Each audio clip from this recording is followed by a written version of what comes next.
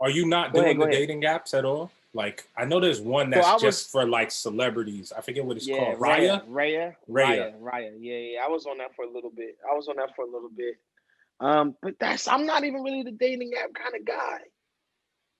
Never really like I remember when Tinder first came out, I got one thing. This shit was you know what I'm saying. Me and my ex-girlfriend broke up. I was like, fuck it, get one. But that's not even really my steez, man. I'm really traditional in the sense of I crave connection and communication, especially when it comes to a female.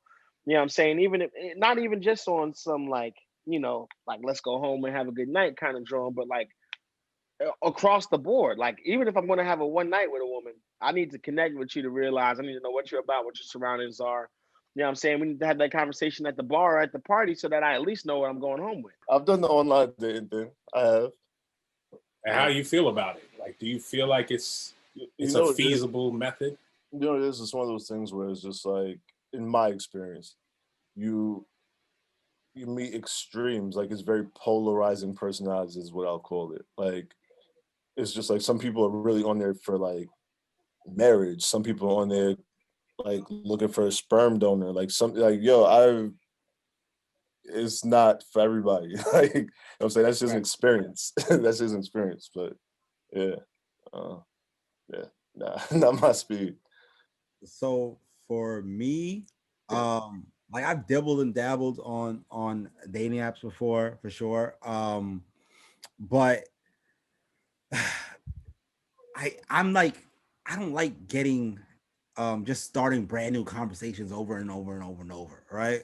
Like I see where Dexter's head is at. Like yo, I made a decision a long time ago that I wasn't trying to talk to women who I didn't generally like. You know what I mean? Mm-hmm. So I would never. I don't have time to be talking to someone just to fuck them. You know what I mean? That's a job, bro. Just brings. That's what I'm saying. This is a job. It's too much energy I'm wasting. Whatever. Like my biggest dating app before probably was fucking Instagram. You know what I mean? like that's. But you know, COVID obviously slowed it down. We was locked down 24 hours a day and fucking like the first 4 months. You know what I mean? Don't get me wrong, bro. You can scroll through the explore page and find some dimes and be shook. But is that really what your priorities are? And if that's your priority, exactly. then where's the bread? Then what's your priority about getting the bread? What's your priority about elevating? So how many you actually allocating to do that? So with 2020, I'm not an app dater either. But 6-7 months into 2020, you realize like, yo, I'm wasting a year of my prime. These are my prime years. And I'm not meeting anybody. I'm just sitting in my mom's crib with my family. So I'm like, you know what? Let me see what this app life is about. And I quickly learned that I hate to like generalize a certain type of people, but it just seems that a lot of people that are on these apps, it almost seems like the stakes are lower to them. They feel like they could get to know you for a couple weeks and just disappear if they feel like it. Things you wouldn't do in real life, because in real life, you don't throw away human connections like that.